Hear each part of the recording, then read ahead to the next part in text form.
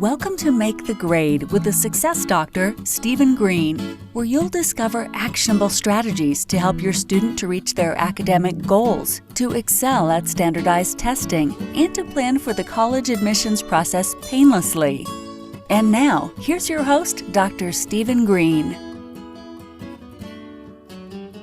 Hey everybody, Steve Green, the Success Doctor, back with another episode of the Make the Grade podcast.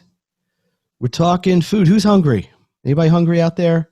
Well, we're talking healthy food and healthy lifestyle today. I have a guest, Hallie Steinberg, nutritionist, food expert, positive thinker, and she's going to be sharing some what I think is going to be really valuable information with you. As you know, the Make the Grade podcast, my theme is to give parents actions, students actions they can use right away to help you to maximize your education. So Hallie, how are you? And welcome. Thank you so much for having me. I appreciate it. Well, listen, we've been talking about doing this for a little while, and I am excited to have you on. The people who listen to my podcast know I love doing this. I really like having guests on because it brings a good perspective, and I think it just provides some really good information. So let me tell everybody a little bit about you, and then we'll get right into it. Hallie is a certified health coach with Hallie's Healthy Living, provides individual and group sessions, wellness workshops, and presentations focusing on the 4 pillars of health, which are lifestyle, exercise, attitude, and nutrition. I know we're going to hear more about that. She specialized in working with parents and children. Hear that? Parents out there and children, pregnant nursing mothers, and prime timers. In other words, those preparing for and during their mature years. I'm not there yet. Are you, Hallie? No, not yet. No, not yet. But we work with them. Right. She combines her biology degree from the University of Pennsylvania, very impressive, and years of teaching experience as a special ed teacher.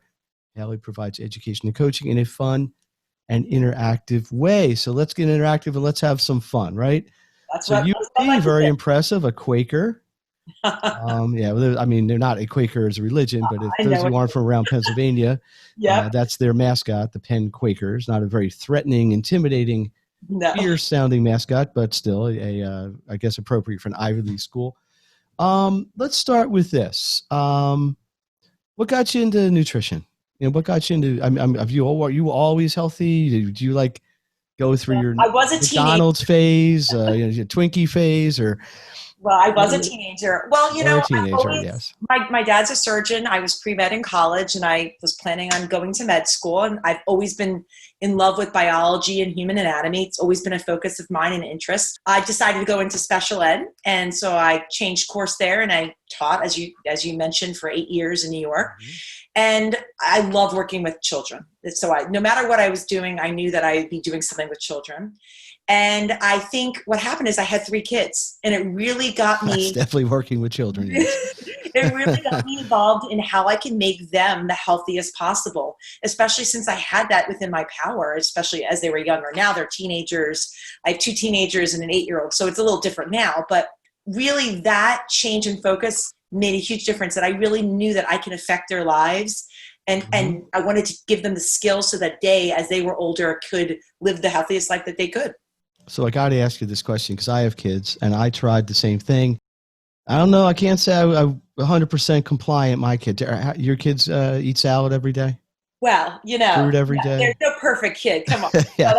I do have to say my kids do love fruits and vegetables. Okay, there you go. That's a win. We'll take that. But there's no perfect diet. There's no perfect lifestyle. They're all kids. Well, yeah, there's a lot of temptation out there. All I'll say, because you're the expert in this field, is I think a lot of this is about consistency and just making good choices, right?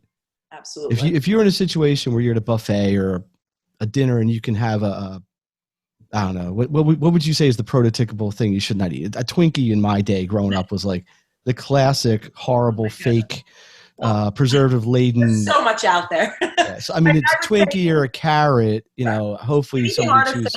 Anything artificial with the chemicals and those coloring that we'll talk a little bit more about, anything like that, all those sweeteners, and cut them out. No good.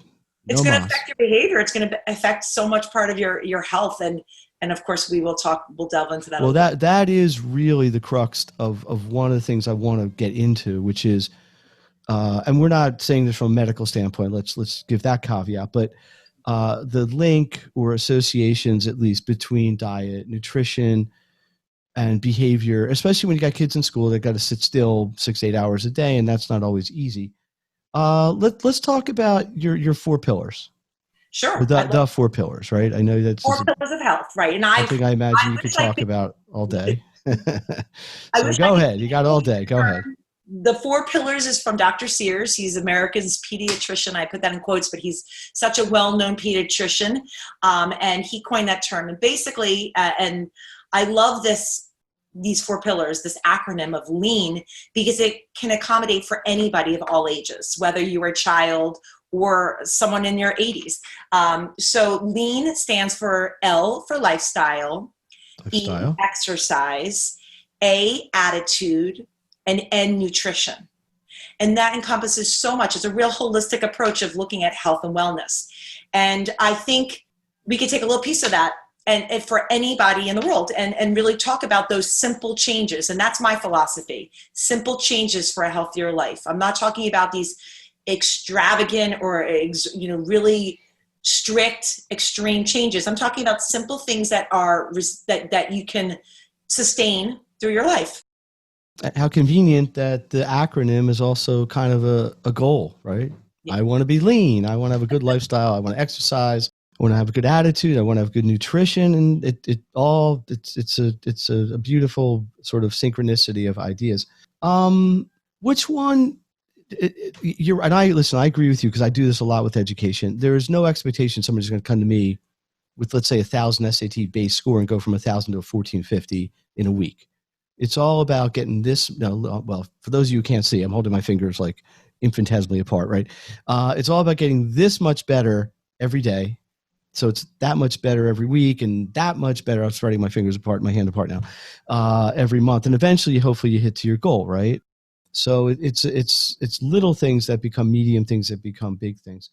So I assume when you work with people and you coach people, this is a core thing. So let's talk about them. Which one do you want to talk about first? Well, so many. You actually asked a question, and I realized I didn't answer. So, besides my children being the impetus for me getting into health and wellness, being a special ed teacher and working with children in different aspects of special ed, but predominantly language-based learning disabilities or differences, really seeing how lifestyle and diet affected those children from even just the snack when they were eating snack and 20 minutes after. So that firsthand observation of the effect, and we'll get into it. And I guess some of these changes are small, but they can make a huge difference. And one of the first ones we'll talk about is nutrition. That's the last one, the N, because I love talking nutrition. I love talking about whole foods, fruits and vegetables, you name it. But I would love to talk mostly, especially because we like to talk about school performance and cognitive function here, really talk about the healthy fats. We as a society, America, are not eating enough of a healthy fat called omega-3 fatty acids. Okay. And what happens is omega-3s are so important because, and I'll try not to get too scientific here, but I do want to give a little background on why. Go as deep as you need to. Go ahead. Okay. And I can always explain this further to anybody. Or you can Google anything. But basically omega-3s are so important because our brain cells have something called a myelin sheath. And basically it's the connection of these neurons or brain cells. And this myelin sheath is like an insulator. So when you think of an electrical wire, it's insulated to keep that electrical impulse strong. The same thing is happening in our brain.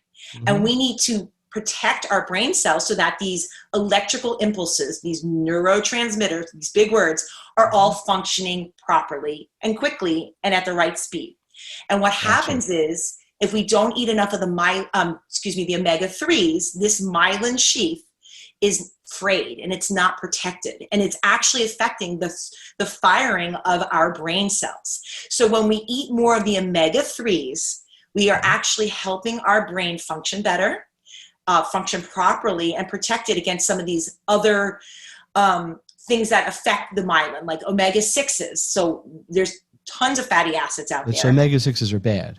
not necessarily bad. We need them, but we need a different ratio. So in our right. diet, our ratio right now is 10 omega-6s to 1 omega-3s.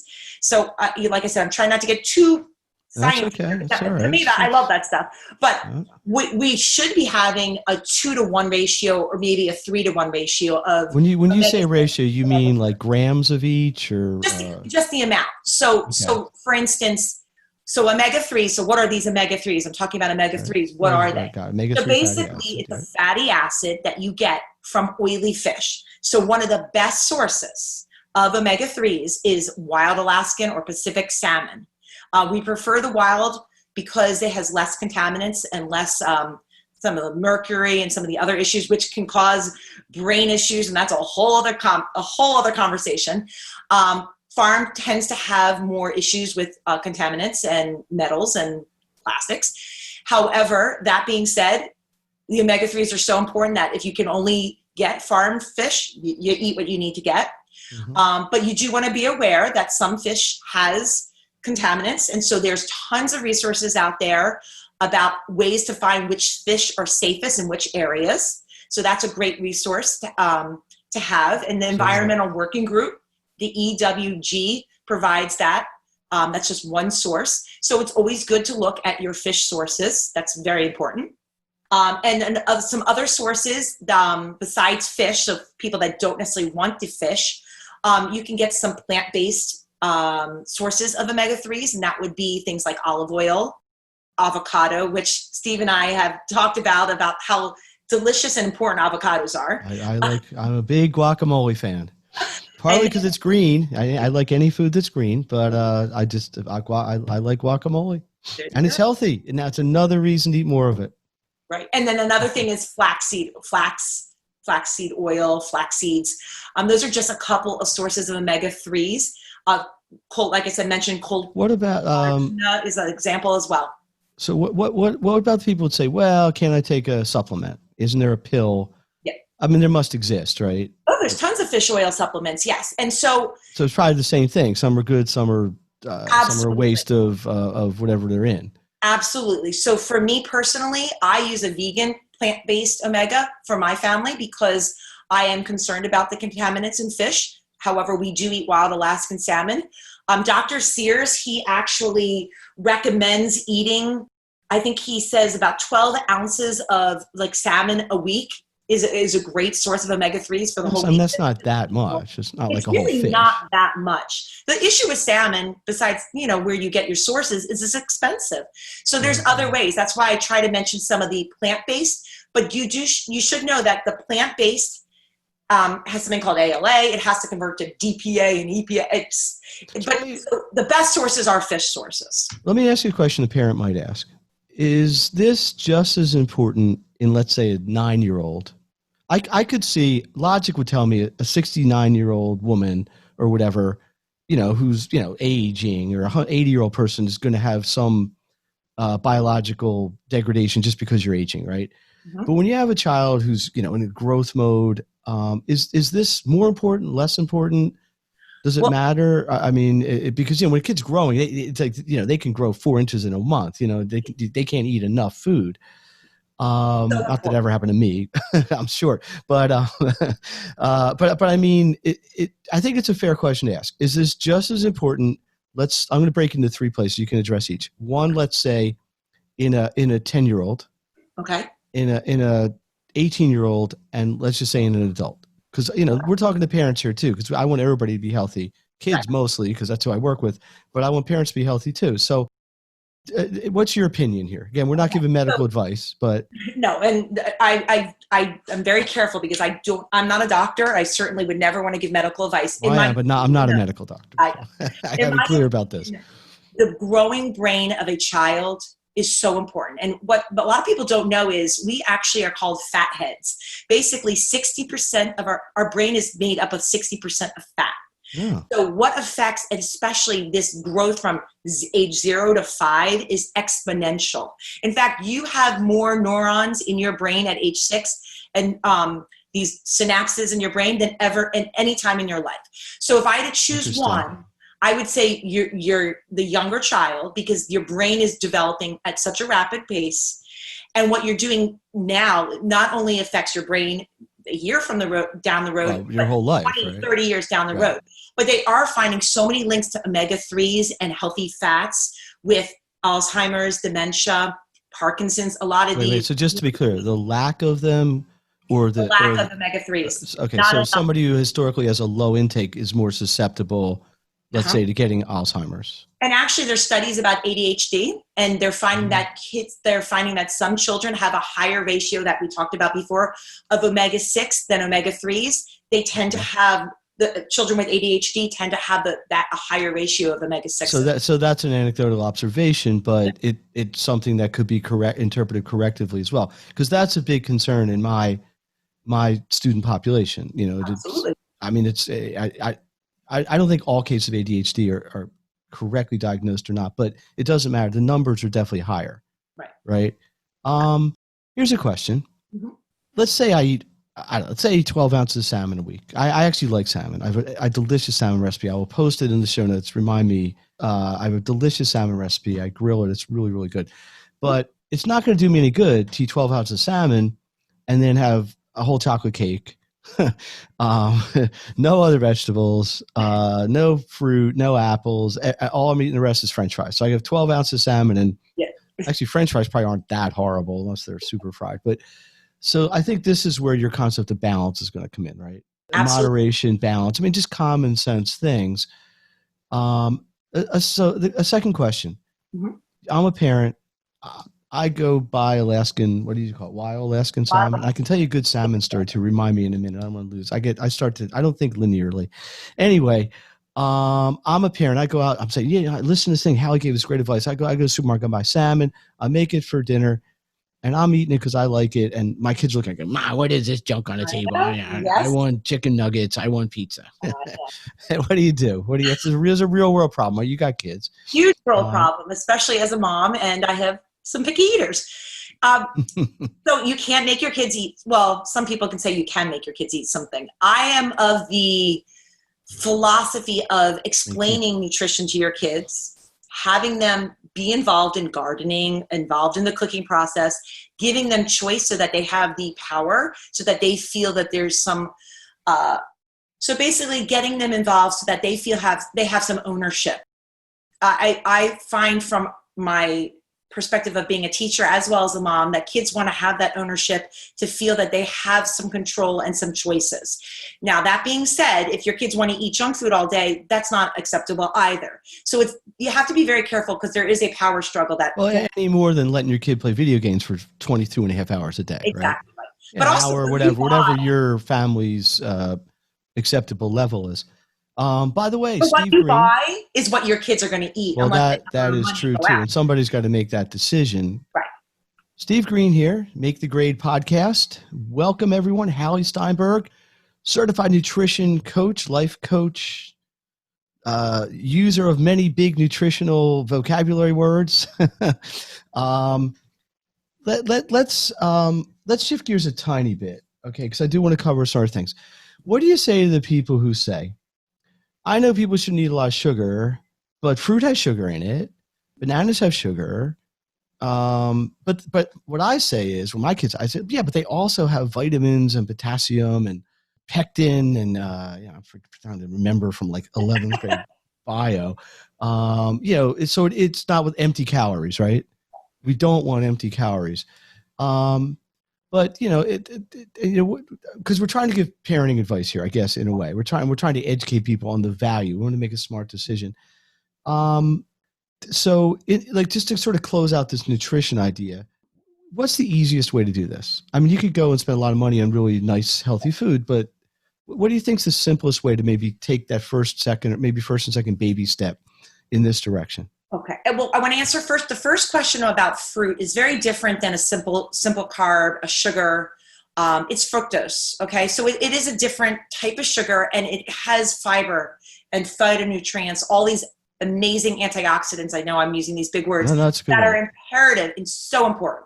I know, right? Syllables. There you go. Antioxidant. Right. That's good. Well, no, but the point is, it's bundled with other things your body needs. But however, if you're concerned about now, with focus, mood stability, absolutely. If you're eating a lot of simple carbs, even fruit, just, you have an apple or a banana, nothing else, your sugar level, your glycemic index, it's called, is going to spike a little bit. And that's very important to know for school children in school, whether they're working, when they're home, or throughout the day, that you do want to stabilize that blood sugar. And how you do that is mini meals throughout the day and snacks. And I always say, what you eat, you want to combine a fiber, complex carb of some sort with some form of a protein, and that will help sustain your child. So you know how children get. They get irritable. They don't focus as well. They get moody. Some adults too. Oh, well, yeah, absolutely. Yeah, but we're talking about children here. Let's stay on track. Let's say they just want a banana. I mean, that's great. I mean, it's got tons of fiber, but I'm just giving you a banana as an example. I mean, it's no different than having a piece of cake. A piece of cake, your kids aren't going to function as well as if they had a banana with some paired with some protein and fat, like banana and peanut butter or a nut butter. I think the challenge in school, because I was a teacher for a long time and you were for years, is you have this, you got kids who you need to sit still and pay attention, but you have human beings who are naturally wanting to be active. Yeah. A 9-year-old's not made to sit still for 6 straight hours, right? That's why they have recess and gym and then they also get hungry. That's a reality. So it's this balance of trying to keep them fueled with keeping them focused, right? Maybe I like the way that came out. Right. But actually that goes, we're heading right now to activity or exercise in my acronym, which is actually. Let's talk about exercise. Right. Because I remember my acronym: LEAN, L, lifestyle, E, exercise, A, attitude, and nutrition. So we kind of talked a little bit, the surface of nutrition, there's so much there. And now we're going to go to the E of LEAN. We're kind of jumping around, but E for exercise. And I have to tell you, the importance of activity for children, for everybody, but children in particular, cannot be underestimated. And the reason that is because when you move your body, and we're talking about good activity where you're working up a sweat, you're allowing not only your cardiovascular system, your heart, your lungs, all these great things to function, but your blood is flowing. And when your blood flows, something amazing happens in your body. And there's something called your internal pharmacy. And basically, you make your own medicines in your body. And Dr. Sears, once again, I'm going to quote him because a lot of this is his wordage. Basically, when you make your own medicine, you're creating, through this exercise and all these wonderful healthy habits, your own ways of staying focused, helping your blood pressure, helping your inflammatory factors, you're doing, and your brain functions. All of these things are being affected. So exercise and activity affects not only your physical well-being, your mental well-being, your mindset.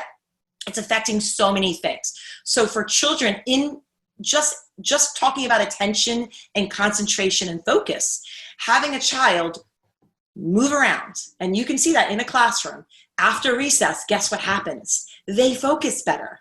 You see the children that have some of these,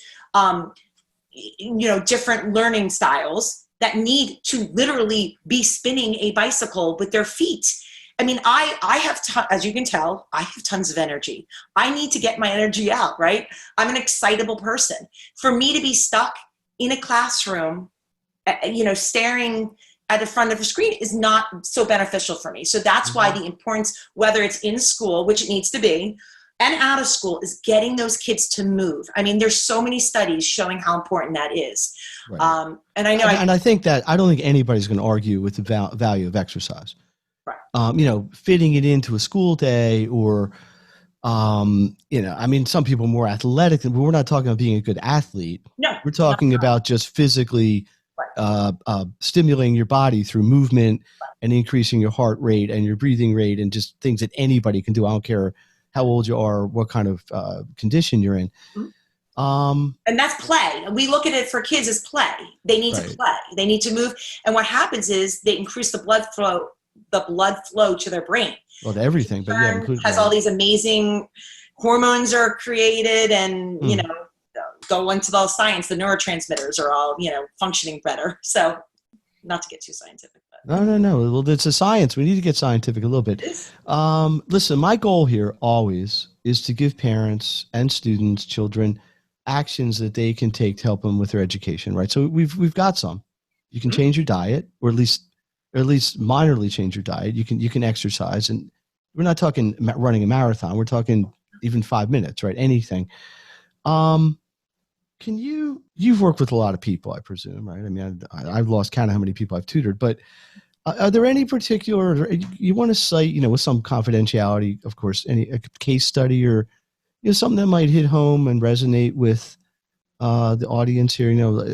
Somebody came to you with X and you recommended this and what the outcomes were. Is there a story you could share about that, or a case study you could share? Yeah, I mean, absolutely. I mean, I know that there's a lot of issues with inflammation with kids, and autoimmune issues, and inflammation with not only adults, but with kids as well. And one way that manifests sometimes is something called eczema, which is a skin condition, yes, and also is tied to allergies. And I worked with someone just trying to cut out some of that processed food and some of those sugars when not necessary, and just kind of really add tons of those fruits and vegetables, lean proteins, healthy fats, and just really add some of those really important foundational foods. And once again, these are kids. I'm not saying they have to cut out, they can never have a piece of cake again. I'm talking about just adding in those healthier foundation foods. Mm-hmm.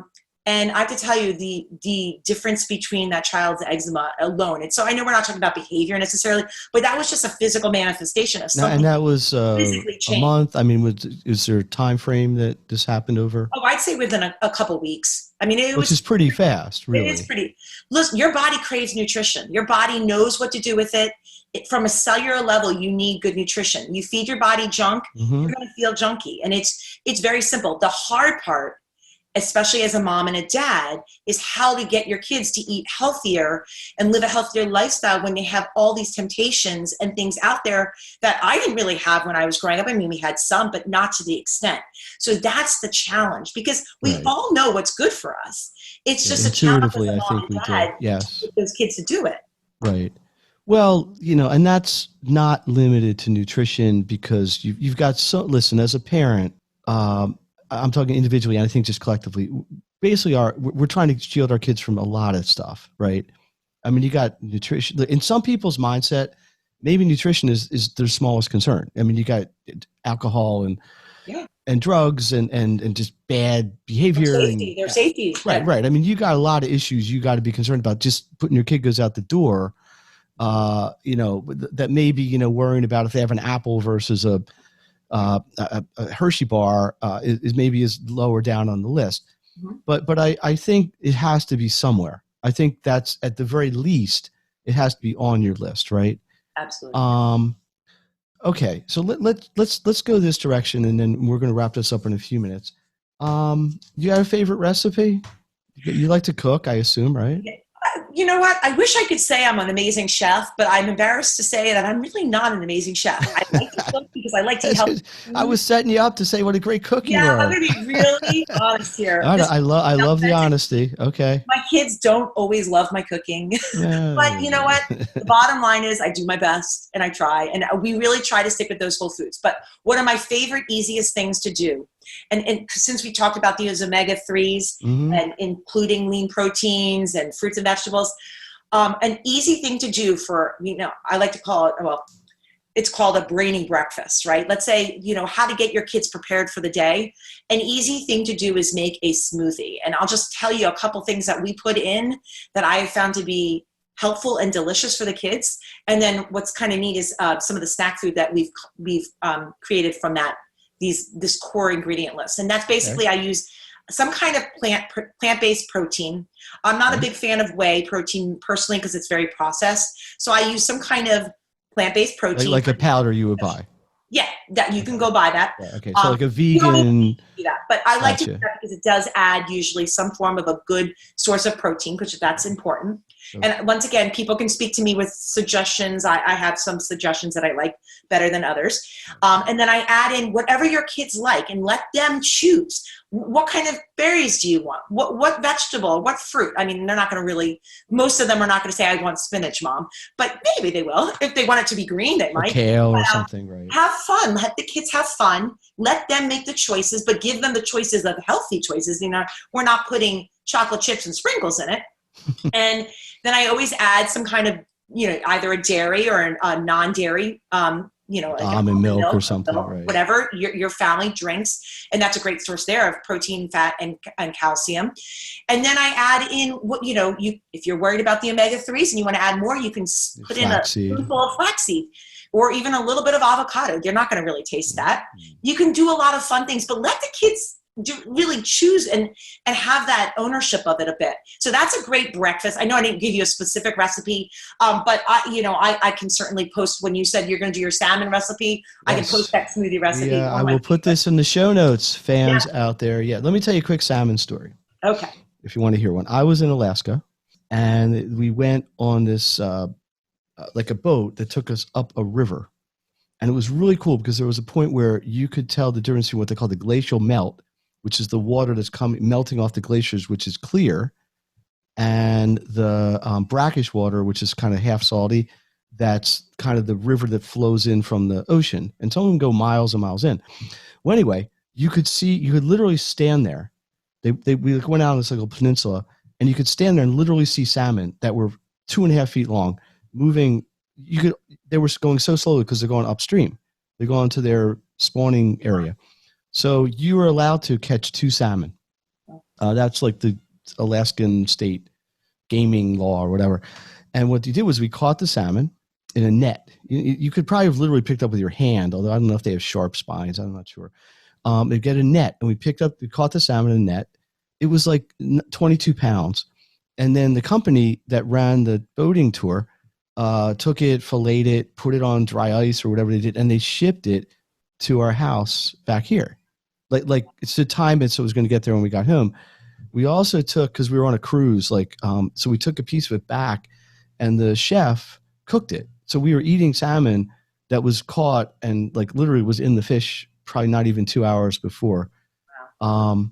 I'll tell you another food thing too. I was in Japan for a long time, and Japan as a culture, they have no processing in their food. It's a national thing. They have no ADD medication, Alderol, all this stuff is illegal there. And a lot of Americans that go study in Japan, you cannot bring the medication to the country. So if you're on Alderol or 5-ANTS or whatever, Ritalin, and you go to study in Japan, you cannot bring that in. It's considered a narcotic there. Well, it is a narcotic, but it's considered an illegal narcotic there. And they have very, very low incidence. It's an epidemiological thing, but there has to be some kind of connection. And they're very strict about what they allow in the foods. They eat a ton of fish because it's an island, obviously, but they eat like eel, like weird fish that like Americans would not necessarily find as appealing. But yeah, so, look, to me, everything you're saying is common sense. And it's stuff that just makes sense. It's just sometimes, let's be honest, isn't the easiest path for people. And I love your attitude of let's get people involved young. Let's make this enjoyable for them. So it's not like eat your lima beans or you're not going to go out and play with your friends sort of mindset, which is like what my parents' generation did. If you don't eat your liver, which I hate it, still hate it. If you don't eat your liver, you can't go play baseball or something like that. It was punitive not to eat the food, right? But I think we got to kind of look at it that way. By the way, audience out there, Steve Green, Make the Grade podcast, here to help you learn things to maximize your education, take actions. I am holding up those of you who maybe can see the video feed, something Hallie turned me on to. You want to talk about this? Oh, sure. It's an avocado slicer. It's just Yep. And it just makes cutting avocado super simple. If you are a gadget person in the kitchen, this is like kind of a combination knife, pit remover, and what do we want to call this thing? Like a slicer kind of. Yes. So it cuts the avocado, de-pits it, if that's even a word, and then slices it kind of into almost like slices that you can just eat. And you get your omega-3s, you help your myelin, you got the whole deal, and it tastes good, and it's good for you. And that's really, I think, the beautiful thing. Let's talk about how people can get a hold of you. Okay. Let's say somebody's intrigued here. They want more information. You want to give us your info, name, obviously we know your name, website, email, if you want to do that. I know you've got some presence on Facebook. So talk about that. Sure, absolutely. Well, I do a lot virtually now. I do a lot of online sessions, as do most of our world right now. But the best way to reach me is through my website for my health coaching services. And that's Hallie'sHealthyLiving.com. And Hallie is spelled HALLIE. Healthy Living. And so that's probably the best way to see my services. And you can sign up for a nice free guide of how to choose organic vegetables and a nice fruit and vegetable wash, some ingredients on how to wash your fruits and vegetables. So that's a possibility. Or I have a Facebook community, once again, called Hallie's Healthy Living, where I post daily healthy living tips, gadgets that I love, like that avocado slicer, as well as family-friendly recipes. So I try to make it an educational resource for a healthy lifestyle. And that's if you have on any Facebook. questions, That's a Facebook group, right? Yeah, that's my Facebook group. It's you could search on, right? Okay. Yeah, and we'll put it in the show notes out there. Yeah. You got anything coming up? You doing any workshops, or are you doing anything? Yeah, I'm actually starting another group session. We're going to start a lot of things I do are about label reading and teaching families about how to read labels and make better choices for snacks. So I'm going to be putting a group together in August for that before school starts again.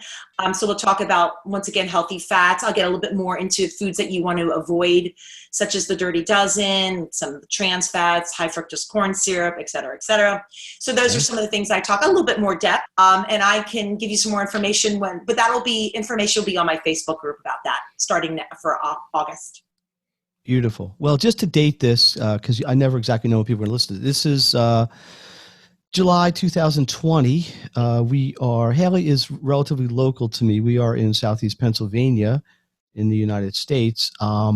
We're still in the COVID thing pretty seriously. We're probably in a little better shape now than some of the country. We were in bad shape before and we got better. Now that's swinging back and forth, but it is what it is, which is why everything, virtual, and maybe still for a long time.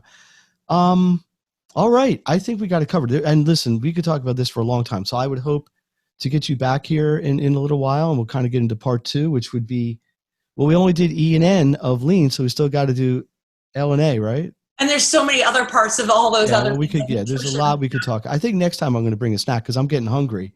All this food talk. Let me just ask you one question. I know I'm trying to wrap it up here, but it just comes to mind. Soda. Mm-hmm.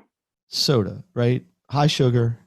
Is it just avoid it? I mean, it's one of those things like kids, Kids but love it. Here, one of the things I'm hearing is diet. My wife, I don't really talk about much on the podcast, but she is a real anti diet soda advocate. The chemicals in there, I think they're I don't know quote the science, but are carcinogenic or cause all kinds of problems.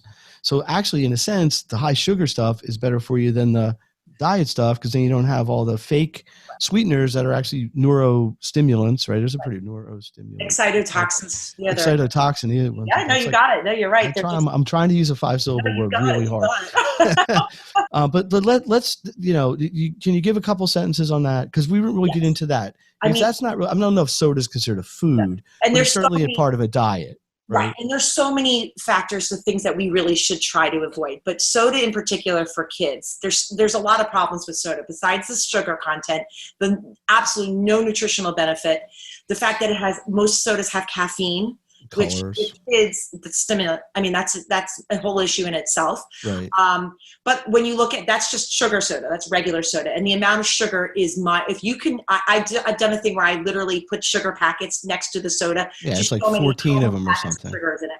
Yeah. But it's no different than Gatorade. And Gatorade with the artificial coloring, the flavoring, they're big issues. But if you look at I want to talk about diet sodas and diet artificial sweeteners. I know it's a whole thing, but I just want to say one quick thing. So there's something around our brains called the BBB, the blood-brain barrier. I remember that from bio. Yeah. Okay. So you're basically protecting your brain from toxins and contamination.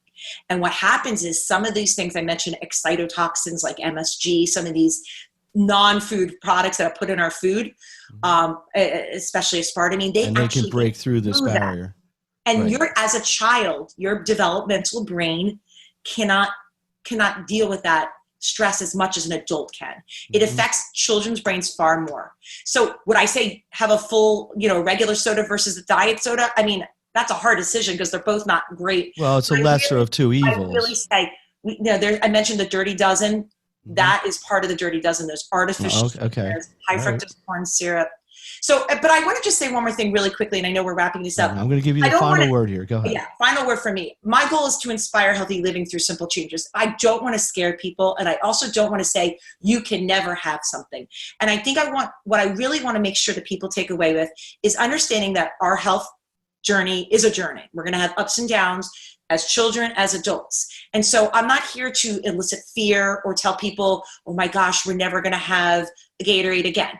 I'm just trying to help people get awareness of what some of the issues are and maybe moderate it a little bit more. So that's very important to me because I don't want people to think I'm here scaring them and that, I can't do this and hold up their hands and say, I'm not even going to try. So once again, those simple changes will make a huge difference. Well, I think there's at least some of this that's just common sense.